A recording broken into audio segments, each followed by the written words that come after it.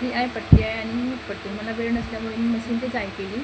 तुम्हाला दिसत असेल, मी जेवढून दाखवते तुम्हाला. हे आय आहे हे बघा, 1 2 3 आणि 4 आणि हा 5.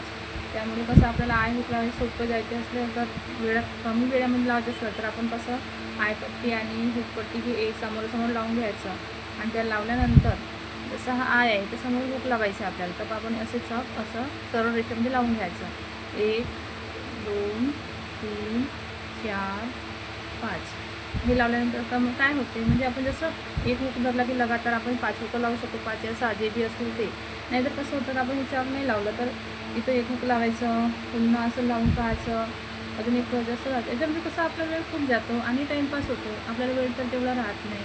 त्यामुळे कसं ही ट्रिक खूप चांगली आहे, छोटी आहे पण महत्त्वाची आहे. आणि कसं समोरासमोर लावून होतं आणि असं कदाचित कसं होतं, आपण असं अटकून म्हणजे नेमानं पाहिलं तरी पण खाली असं होऊन जातं. त्यामुळे असं केल्यानं कसं प्रॉपर समोरासमोर लावल्या जाते आणि छान एकावर एक बसतात.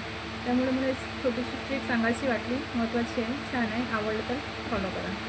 धन्यवाद.